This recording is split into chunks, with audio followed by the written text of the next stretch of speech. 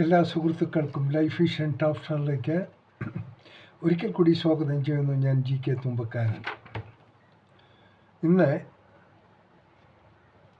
ഈ ഒരു വീഡിയോ ചെയ്യാൻ ഞാൻ നിർബന്ധിതനായത് കേരളത്തിലെ ഇന്നത്തെ സാഹചര്യം എങ്ങനെയാണ്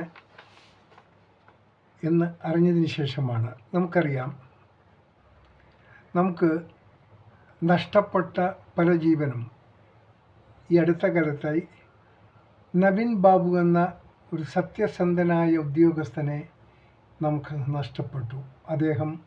അദ്ദേഹത്തിൻ്റെ ജീവൻ ബലികഴിച്ചു. ചെയ്യാത്ത തെറ്റിന് ആരോപണങ്ങളുമായി. അതിന് പിന്നിൽ കളിച്ചത് ആരാണെന്നും എല്ലാ ജനങ്ങൾക്കും അറിയാം.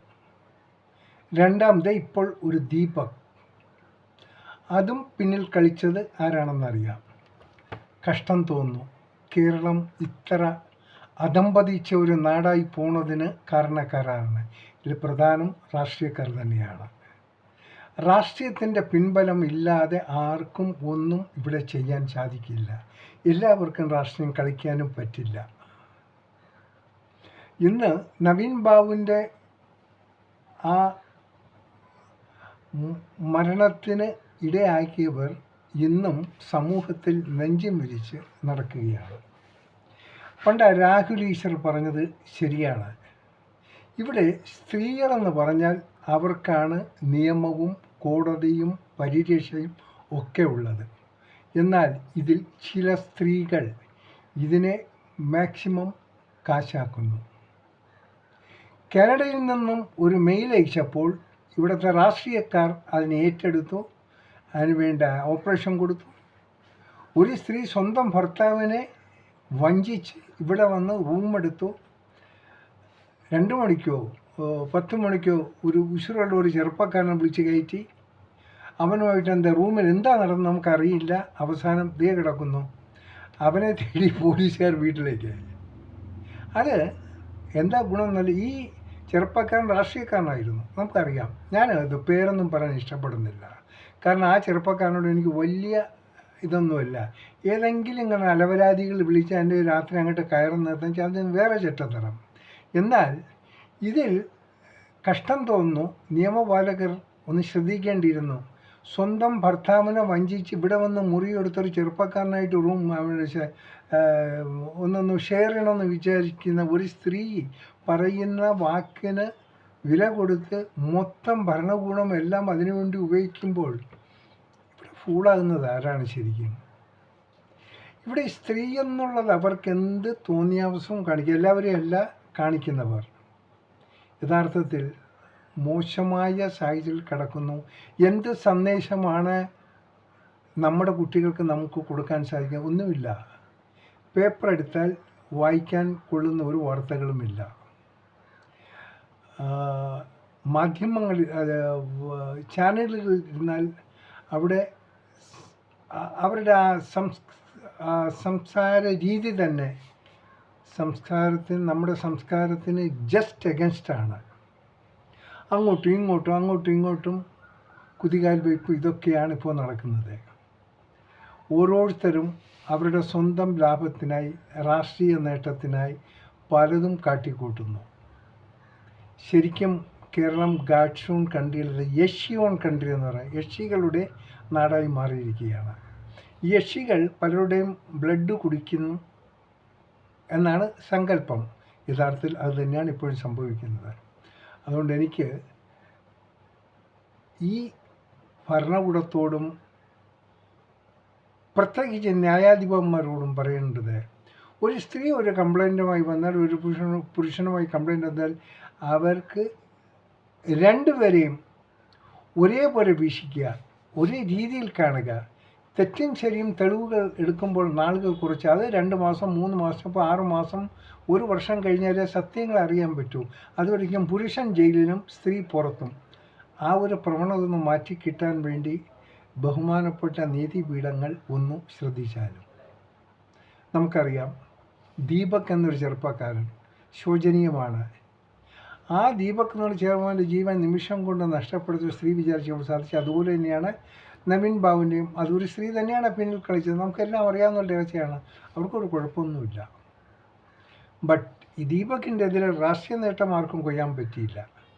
പക്ഷേ ആ പെണ്ണ് ഒന്നും പാർട്ടി മാറിയതെങ്കിൽ രാഷ്ട്രീയക്കാർ അറിയിച്ചാൽ ഇതിനേക്കാളും കൂടുതൽ ശിക്ഷ ദീപകിന് അനുഭവിക്കേണ്ടി വരുമായിരുന്നെന്നോ ദീപക് ഒരുപക്ഷെ അതൊക്കെ ചിന്തിച്ചിരിക്കാം. കാരണം നവീൻ ബാബുവിൻ്റെ കഥകളൊക്കെ അറിയാമെന്നുള്ളതാണ്.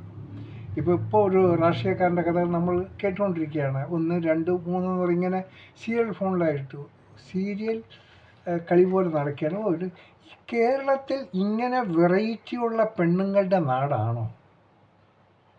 പലരും എന്നോട് ചോദിക്കുന്ന ഒരു ചോദ്യമാണ്. തമിഴ്നാട്ടിൽ നിന്നൊക്കെ ചോദിക്കുകയാണ്, ஆமா உங்கள் ஊரில் இந்த பொம்பளைங்களை இப்படியானு தான் கேட்குறாங்க.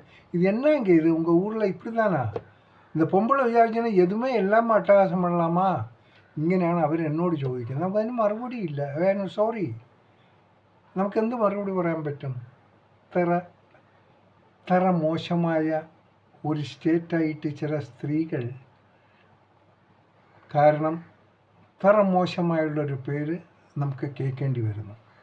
സോ ദയവ് ചെയ്ത് പ്രധാനപ്പെട്ട ഈ ഭരണകൂടത്തിനോടും നിങ്ങളുടെ പേഴ്സണൽ ആരെങ്കിലും ഇത് ചെയ്യണമെങ്കിൽ നിങ്ങളത് വേറെന്തെങ്കിലും വഴി നോക്കുക.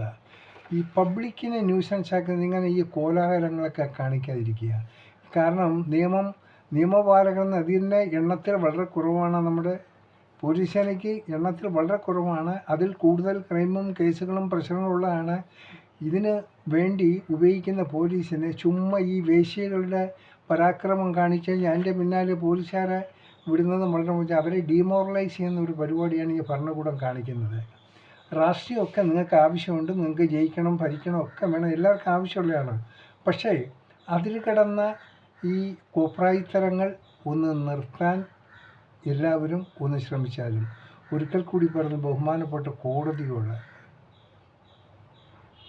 ദയവ് ചെയ്ത് ഒരു പുരുഷനെ ശിക്ഷിക്കുന്നതിന് മുൻപായി ആ കമ്പനിയിലെ സ്ത്രീയെക്കുറിച്ചൊന്ന് അറിയിക്കുക. രണ്ടുപേരും ഒന്നിച്ച് നിർത്തി അവരുടെ എന്താ പറയുക, അതിൻ്റെ റിപ്പോർട്ട് കിട്ടുന്നവരെ രണ്ടിനെ അകത്ത് തന്നെ നിർത്തിയേക്കുക. ഒരാൾ അകത്തും ഒരാൾ പുറത്തും ഇരിക്കുന്നത് ഒട്ടും യോജ്യമല്ല. അത് രാഷ്ട്രീയക്കാർ അങ്ങനെയുള്ളവരങ്ങനെ റാഞ്ചി എടുക്കും. അവരുടെ ആവശ്യത്തിനായിട്ട് ഉപയോഗിക്കും. അവരുടെ മിഷൻ എല്ലാം അതിനു വേണ്ടി ഉപയോഗിക്കും. അതുകൊണ്ട് വീണ്ടും പറയുന്നു, അതായത് നീതിപീഠത്തിനോട് ഇതിനെന്തെങ്കിലും ഒരു തീരുമാനം കൊടുക്കുക.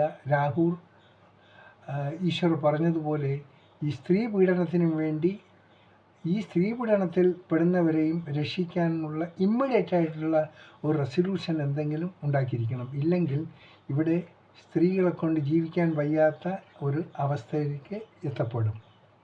അതിനാണ് 100 ഉദാഹരണങ്ങൾ നമുക്ക് കേട്ടുകൊണ്ടിരിക്കുന്നത്. അതുകൊണ്ട് ഇതിൽ ഞാൻ രാഷ്ട്രീയം കലർത്താൻ ഇഷ്ടപ്പെടുന്നില്ല. പിന്നെ രാഷ്ട്രീയക്കാരോട് പറയുകയാണ്, ഇപ്പോൾ ഒരു രാഷ്ട്രീയക്കാരൻ ഇപ്പോൾ ജയിലിലാണ്, ജാമ്യത്തിന് വേണ്ടി ഓടുകയാണ്. ആ രാഷ്ട്രീയക്കാരോടും പറയണം, നിങ്ങളുടെ ആ എനർജി, നിങ്ങളുടെ ആ സ്പിരിറ്റ്, നിങ്ങളുടെ ഫ്യൂച്ചർ ഈ സ്ത്രീകളുടെ മുന്നിൽ പോയി അടിയറ വയ്ക്കരുത്.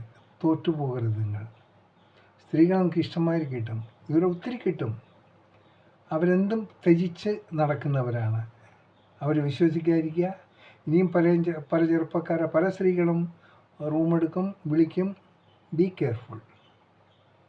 കഴിയുന്നതും ഈ കേരളത്തിന്